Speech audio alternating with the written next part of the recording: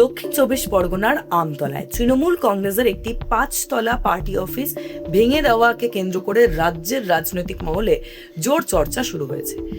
প্রশাসনের দাবি যে ভবনটি প্রয়োজনীয় অনুমোদন ছাড়াই নির্মাণ করা হয়েছিল।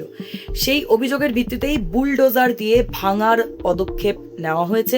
আর ঠিক এই ঘটনাকে কেন্দ্র করে এখন প্রশ্ন উঠছে যে কেন এতদিন পরে এই পদক্ষেপ নেওয়া হলো এবং এই ভবনকে ঘিরে ঠিক কি কি অভিযোগ রয়েছে। দেখুন, এখানে যে বিষয়গুলি আপনাদের কাছে একে একে আনবো তা হলো প্রশাসনের দাবি যে এই ভবনটি অবৈধভাবে নির্মিত হয়েছে, এই কারণে এই অভিযোগ পাওয়ার পর তদন্ত শুরু হয়। আর এই চলতি মাসে জমির মালিকানা সংক্রান্ত নথিতে যার নাম রয়েছে অর্থাৎ সেই অমিত বন্দ্যোপাধ্যায়ের উদ্দেশ্যে 2বার নোটিশ পাঠানো হয়। অভিযোগ যে নির্ধারিত সময়ের মধ্যে ওই নোটিশের কোনো জবাব মেলেনি। আর তার ঠিক পরেই প্রশাসন ভবন ভাঙার সিদ্ধান্ত কার্যকর করে।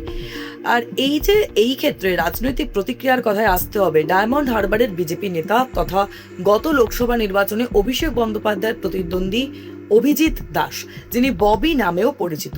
তিনি দাবি করেছেন যে এই পার্টি অফিসটি সম্পূর্ণ বেআইনি। তার যে অভিযোগ তা হলো যে এখানে একটি বেকারি ছিল এবং সেটি পুড়ে যাওয়ার পর এই ভবনটি তৈরি করা হয়। এমপি অফিস মানে অবৈধ এমপি অফিস, অবৈধ এমপির অবৈধ এমপি অফিস। অভিষেক ব্যানার্জি একটা অবৈধ এমপি, ছাপ্পা ভোটে জেতা এমপি, যে মানুষের গণতান্ত্রিক অধিকারকে প্রয়োগ করতে দেয়নি। ও এখানটায় এই রাতারাতি একটা বেকারিকে পুড়িয়ে, সেই বেকারিটাকে পুড়িয়ে ওই 4 তলা অবৈধ বিল্ডিংটা করে, যার কোনো পারমিশন ছিল না। এবং ওই জমিটা কেনা হয় লিভস অ্যান্ড মাউন্টসদের নামে, যেটা হাইকোর্টের থেকে সিজ করা হয়েছে ওই জমিটা।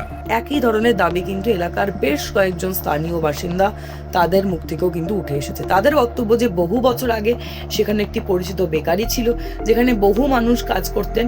পরে আগুন লাগার ঘটনাকে প্রথমে দুর্ঘটনা বলে মনে করা হলেও এখন তা নিয়ে কিন্তু নতুন করে প্রশ্ন উঠছে। তবে এই বিষয়টি কিন্তু এখানেই শেষ নয়, কারণ এই যে অভিযোগ এর পক্ষে কিন্তু এখনো পর্যন্ত চূড়ান্ত কোনো শিলমোহর পড়েনি, অর্থাৎ সরকারি তদন্তের চূড়ান্ত রিপোর্ট বা আদালতের রায় কিন্তু প্রকাশ্যে আসেনি। তাই বেকারিতে ইচ্ছাকৃতভাবে আগুন লাগানো হয়েছিল নাকি সেই দাবি কিন্তু বর্তমানে রাজনৈতিক অভিযোগ হিসেবেই রয়েছে এবং এটা স্বাধীনভাবে প্রমাণিত কিন্তু এখনো পর্যন্ত নয়।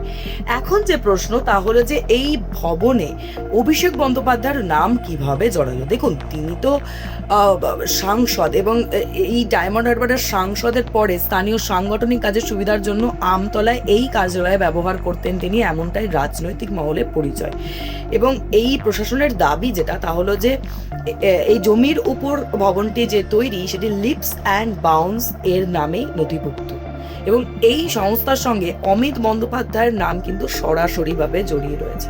সুতরাং সব মিলিয়ে আমতলার এই পার্টি অফিস ভাঙার ঘটনাকে ঘিরে রাজনৈতিক চাপানোতর যে এই কারণেও বেড়েছে তা কিন্তু আর বলার অপেক্ষা রাখে না। একদিকে প্রশাসন বলছে যে এটি সম্পূর্ণ বেআইনি, অন্যদিকে বিরোধী তারা এই বিষয়টিকে নিয়ে কিন্তু একটা রাজনৈতিক ইস্যু হিসেবে সামনে আনছে। সুতরাং এরপরে সংশ্লিষ্ট পক্ষগুলির আনুষ্ঠানিক প্রতিক্রিয়া ঠিক কি হয় এবং কোন দিকে ঠিক এই ঘটনা গড়ায় সেদিকে আমাদের নজর থাকবে।